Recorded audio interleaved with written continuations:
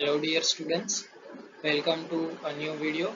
Today we are going to discuss about how to remember the structures in medicinal chemistry.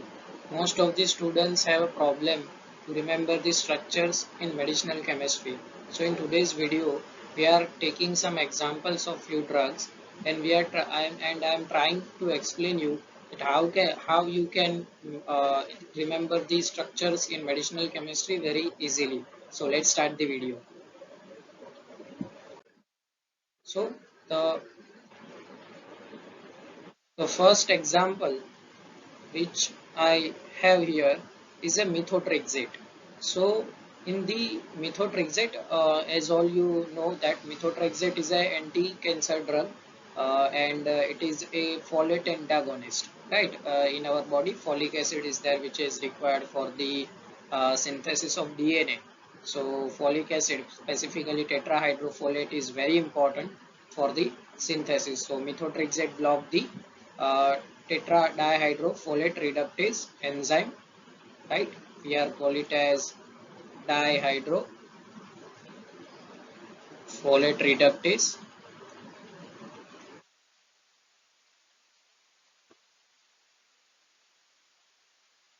Dihydrofolate reductase enzyme methotrexate is blocking. So in the structure of methotrexate, first of all, if you observe the structure of folic acid, so it is similar to that. In folic, what is the difference is that in case of folic acid structure, here the instead of NH2, here it is a OH. In case of folic acid, here it is OH, and the here the hydrogen is there instead of methyl.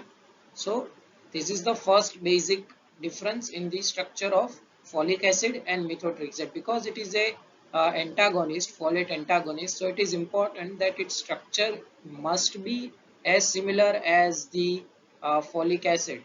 So then and then it is possible that this drug can you can say that inhibit the dihydrofolate reductase enzyme. So this is the first basic difference if you observe in the structure of folic acid and methotrexate. So this is the first basic difference. The second one, now we start how you can remember. So if you see, the first part is this ring. I am rounding. This is a pteridine ring. What is the name is pteridine, right? The pteridine ring. First you have to remember this pteridine ring.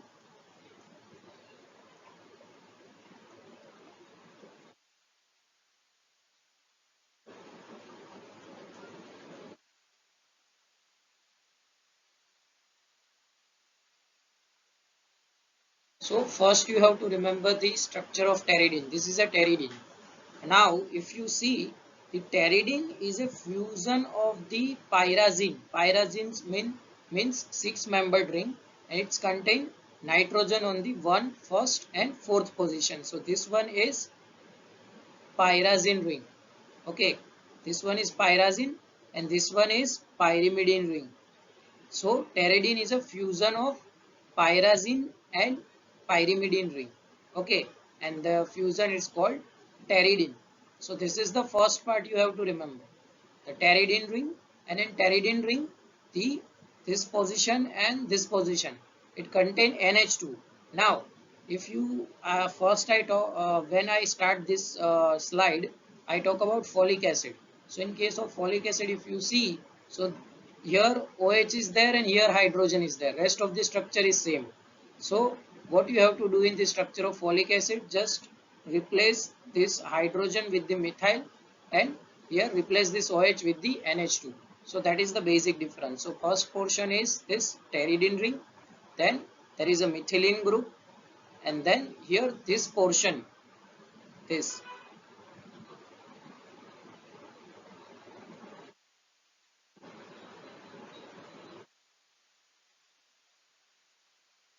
this portion is of PABA.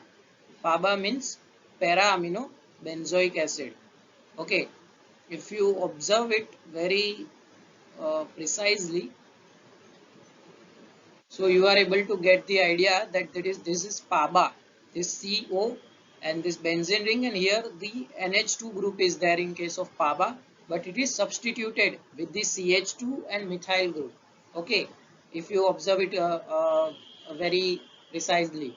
So this is PABA, the pteridine, then the methylene group, then PABA, and if you see this portion,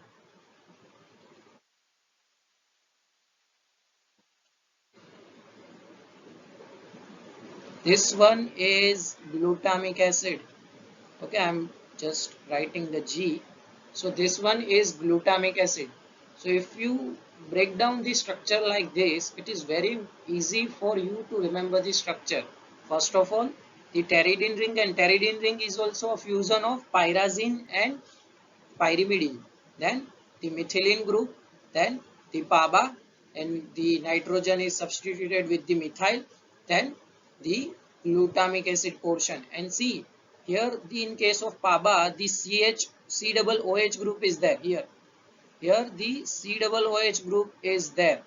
But because in case of here the uh, C double OH group is there, but because the glutamic acid is fused, is combined with the PABA, so that it form the amide, and that's why CONH group is here. Okay, hope you understand. So what you have to remember in the structure of methotrexate? First, you have to remember the pteridine ring, then CH2 methylene group, then PABA, and then you have to attach the glutamic acid with it.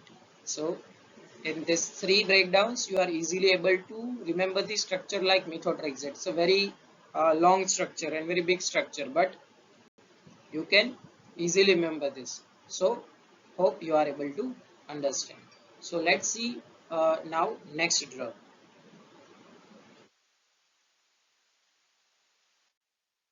So here we have a structure of furosemide. As we all know, furosemide is a diuretic. It's a loop diuretic drug, right? It is acting on ascending loop of Henle and particularly on sodium potassium 2 chloride co-transporter. In the ascending loop of Henle it is acting, and it's a loop diuretic. It's also called as high selling diuretic because it's having a very good diuretic property, and so that's why it is called as high selling diuretic. So if you observe here, so in case of structure of furosemide, it's very easy. The first letter, that is called furo, it represents the furan in its structure. Here you can see the furan heterocycle. So that's why the word is furo. In medicinal chemistry, there are so many drugs, you find that from their name you can predict their structures. Okay, there are so many drugs that from their name you can predict their structures. Like here in case of furosemide, the furo. So that furo word represents furosemide. I mean, sorry, furan ring. So because it's contain furan ring, so the first word is furo. So when, for example, in the exam like GPAT or NIPER, they are asking you from below structure, find out the correct structure of the furosemide. At that time, if you know that it contains furosemide, so it's easy for you to find the correct option, correct structure of the furosemide. So this is furo, and this is this semide because it's contain the sulfonamide group. Okay, it's contain this sulfonamide group, and because of that the amide suffix is there. So and the simple thing is that this is also called as methyl furfural. Okay, and if you see, this is first, or you can see this is second. uh, just a minute. This is first, and this is second, and this is third, and this is fourth, and this is fifth, and then sixth, and etc etc. So if you see, uh, so here the first position is of the COOH. Okay, so it's a benzoic acid. If you see it, benzoic acid is there. So benzoic acid is there. First of all, you have to remember the benzoic acid. Then the on the second position, NH2 group is there, but NH2 group is substituted with the methyl furfural. Methyl with the furan, you can say methyl furfural. Methyl group, methylene group, and furan is attached with the methylene. So first of all, benzoic acid. Then on second position, there is a NH2 group, and it is substituted with the methyl furfural. Then third portion is chlorine, and this is compulsory. If you see most of the diuretic drug structure, the SO2 NH2 group is sulfonamide group is compulsory for the diuretic activity. If you learn in the structural activity relationship of the diuretics, so you find this statement that SO2 NH2 group sulfonamide group is very important for the mechanism of action. So here what is the clue? First clue is the furo word. From furo you are you are able to click that furan ring is there. Okay, and semide, from that you are able to click that it contains sulfonamide group.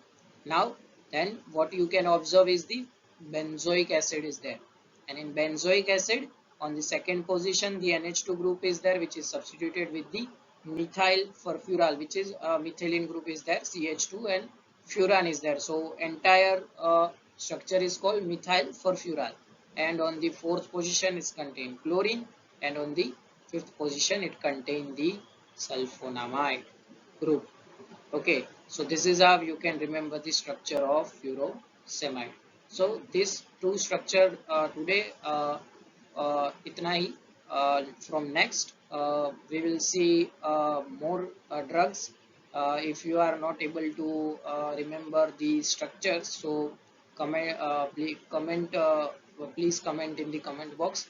I will definitely make a video on that, and definitely we will take some more examples, and definitely we will try to cover more drugs. And if you are not able to understand any mechanism of action in the in case of pharmacology or any topic in the other subjects, so you can comment in the comment box. Definitely I will try to make a video.